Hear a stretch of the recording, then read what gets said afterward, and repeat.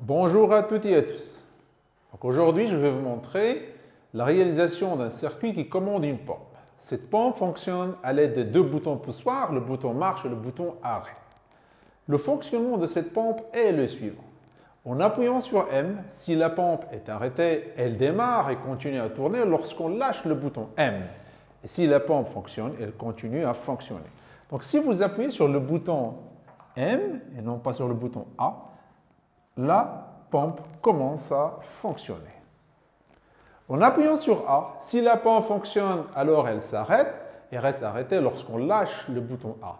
Si la pompe est arrêtée, elle demeure arrêtée. Donc si vous appuyez sur le bouton A et non pas sur le bouton M, la pompe s'arrête. Et qu'est-ce que nous avons dit? Si vous démarrez la pompe et vous relâchez, donc elle continue à tourner. Si vous appuyez sur le bouton arrêt, donc elle s'arrête. Si vous lâchez le bouton arrêt, elle s'arrête. Donc M est égal à 0 et A est égal à 0. La sortie vaut Qn-1, donc l'état précédent. Si on appuie sur les deux boutons en même temps, la pompe démarre. On dit que la marche est prioritaire. Donc M est égal à 1, A est égal à 1. Si on avait un cas où on a une machine à arrêt prioritaire, si on appuie sur les deux boutons, la machine doit s'arrêter. Donc on voit bien que c'est un système séquentiel. Regardez, pour la même combinaison d'entrées, donc M est égal à 0, A est égal à 0, c'est l'état précédent. Si c'est 0, donc ça reste 0. Si c'est 1, c'est 1. Donc ici déjà, on a ce qu'on appelle une mémorisation. Dans ce cas-là, Qn est égal soit 0, soit 1. Donc, on a bien un système séquentiel. Donc, pour faire la synthèse de cette pompe, on va utiliser la méthode Huffman. Donc, la méthode Huffman commence par ce qu'on appelle le graphe d'état. Donc, voici la clé de notre graphe. Donc, on a le bouton marche, le bouton arrêt, la sortie qui vaut Qn. L'état initial, c'est 0, 0 et la machine est à l'arrêt. Donc, soit je vais appuyer sur le bouton M, soit je vais appuyer sur le bouton arrêt. Ici, nous sommes dans un cas où on a un système rigoureux. Ça veut dire qu'on ne peut pas modifier deux entrées à la fois. Donc, soit je modifiais M, soit je modifiais A. Donc si j'appuie sur M, donc la machine commence à fonctionner. Si j'appuie sur arrêt, donc il reste à l'arrêt. Donc ici, si j'appuie sur arrêt, donc je passe à l'état où j'ai 1, marche prioritaire, donc c'est 1.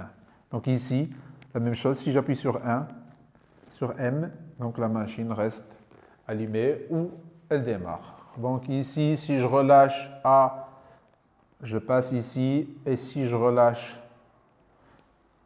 M, je passe à cet état-là. Ici, la même chose. Donc, si je relâche A, il reste à l'arrêt. Par contre, ici, si je relâche le bouton M, qu'est-ce que j'ai dit? Donc, je passe à 0, 0, mais j'ai une mémorisation, donc c'est 1.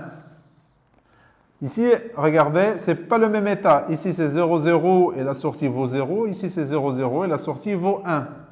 Donc d'ici, je peux revenir ici si j'appuie sur M. Et si j'appuie sur arrêt, la machine s'arrête. Donc ça, c'est le graphe d'état. Donc j'ai 5 états. Donc 1, 2, 3, 4 et 5. Donc ça, c'est ce qu'on appelle le graphe d'état. Maintenant, ce graphe d'état sera traduit en ce qu'on appelle le tableau d'état primitif. Voici notre tableau d'état primitif.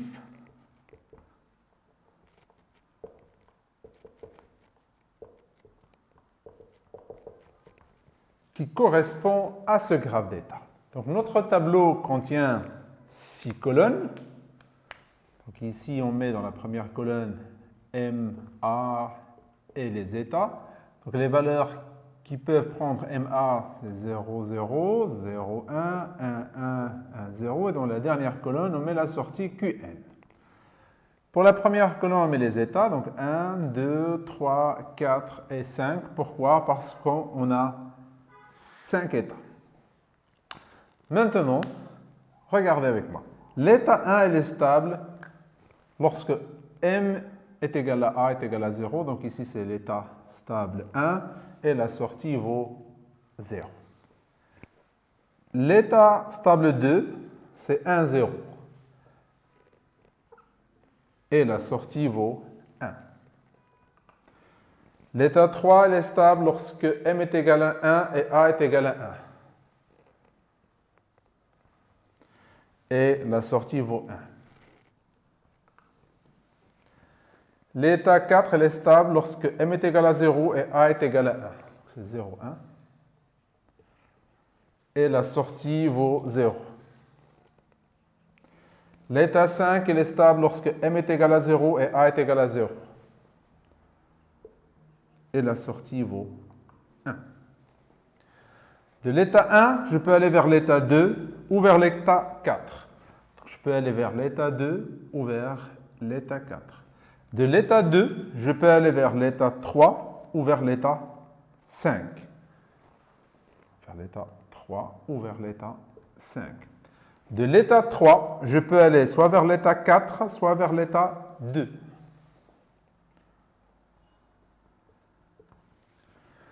De l'état 4, je peux aller soit vers l'état 1, soit vers l'état 3. De l'état 5, je peux aller soit vers l'état 2, soit vers l'état 4.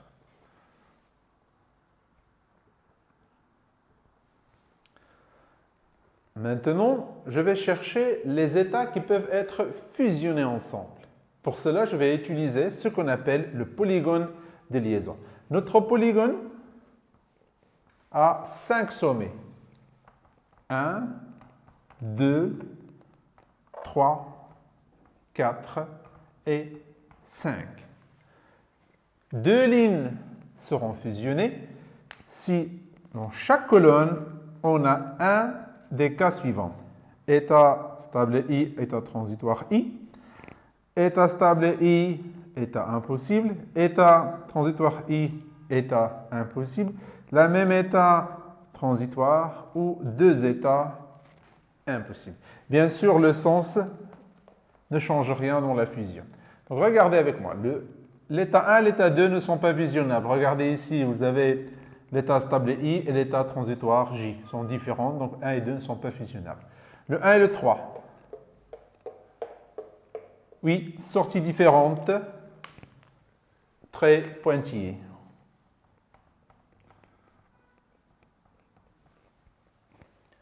Le 1 et le 4. Oui, oui, oui, oui. Même sortie, très plein. Le 1 et le 5. Non, ils ne sont pas fusionnables. Déjà, quand on trouve une colonne qui ne se trouve pas ici, ce n'est pas la peine de vérifier les autres colonnes. 2, 3. Oui, même sortie, très plein. 2 et 4. Non. Déjà ici, transitoire J, transitoire 1. Le 2 et le 5. Oui, même sortie, très plein. 3 et le 4. Oui, sortie différente, pointillée. 3 et le 5. Même sortie, sont fusionnables, même sortie, très plein. Le 4 et le 5, non. Maintenant, pour la fusion, il y a deux cas de figure. Soit on va utiliser que les très pleins, et dans ce cas-là, on part de la machine de Moore.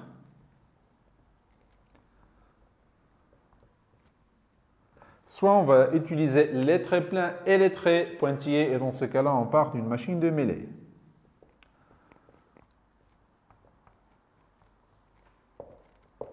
Regardez avec moi. Les états qui sont fusionnables, ils doivent être tous connectés ensemble. Regarde. Si je prends la machine de Moore, je vais travailler seulement avec les traits pleins. Donc j'ai le 1 et le 4 sont fusionnables par un trait plein. Donc le 1 et le 4. Et regardez, le 2, le 3 et le 5 sont tous reliés ensemble par des traits pleins. Donc c'est 2 3 et 5. Si j'utilise les traits pleins et les traits pointillés pour faire la machine de Millet, regardez avec moi, le 1, le 3 et le 4 sont fusionnables ensemble. Donc le 1 et le 3 et le 4. Regardez, ces trois sommets sont reliés tous ensemble. Après, on a le 2 et le 5 qui sont reliés par un trait plein. Donc, ici, qu'est-ce qu'on constate? On constate que la machine de Moore nous permet d'avoir que 2 états et la machine de Mealy nous permet aussi d'avoir que 2 états. Dans ce cas-là, on opte pour la machine de Moore parce qu'il donne plus de stabilité à notre système. Ce que je vais faire maintenant, c'est que je vais déterminer l'équation de la variable interne qui code ces 2 états. 2 états, une seule variable. Ici, y est égal à 0, ici, y est égal à 1. Donc, j'aurai besoin d'une seule variable interne. Donc, ce que je vais faire maintenant, c'est que je vais déterminer l'équation de la variable interne et aussi l'équation de notre sortie, Qn.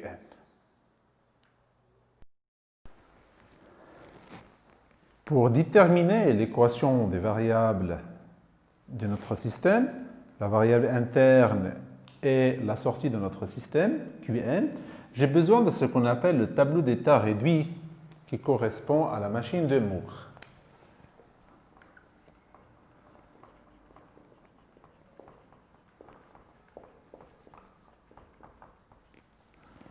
J'ai dit que je vais fusionner l'état 1 et 4 et je vais fusionner l'état 2, 3 et 5 ensemble.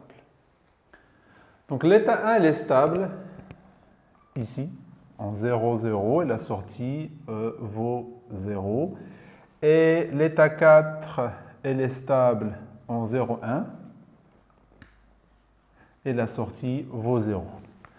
Puisque nous avons travaillé avec une machine de Moore, je sais que les états qui seront fusionnés, ils ont la même sortie. C'est pour ça que nous avons travaillé qu'avec les traits pleins.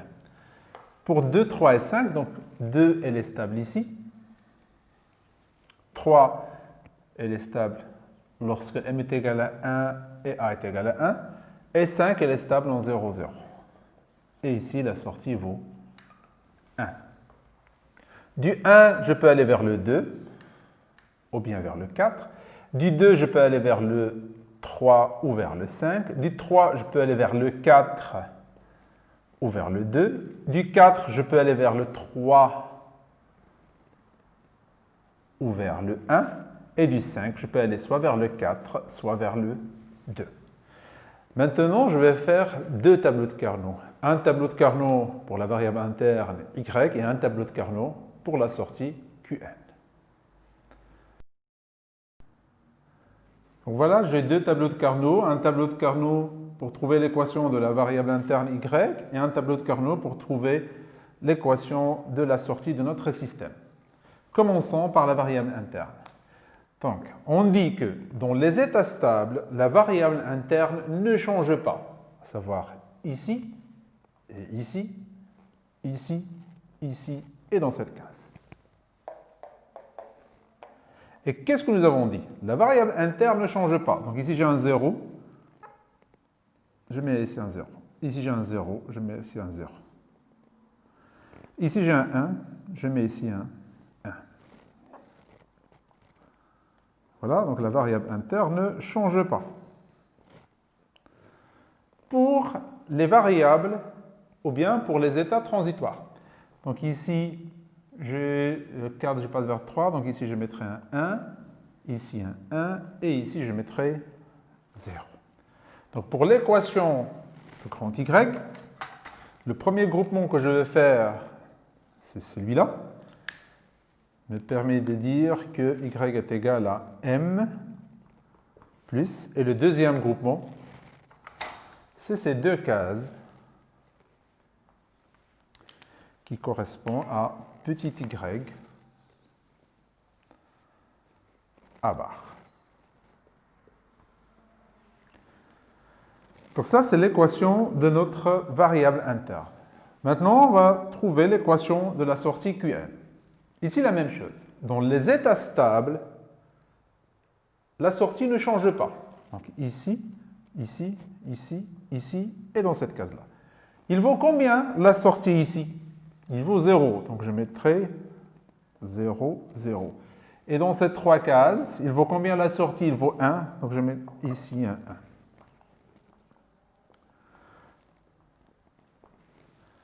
Pour les états transitoires que j'ai ici, j'ai la possibilité d'utiliser trois critères. Soit le critère de rapidité, soit le critère de lenteur, ou bien tout simplement le critère de simplicité. Moi, je vais opter pour le critère de simplicité qui me dit de mettre des 1 et des 0 pour avoir un tableau de Carnot le plus simple possible. Donc moi, ce que je vais faire, je vais mettre ici un 0, ici un 0, et je mettrai ici un 1. Comme ça, j'ai un seul groupement, et j'ai Qn est égal à Y. Maintenant que j'ai déterminé l'équation de la variable interne y et l'équation de notre sortie Qn, je vais dessiner le circuit à l'aide des logiciels multisim pour pouvoir le tester.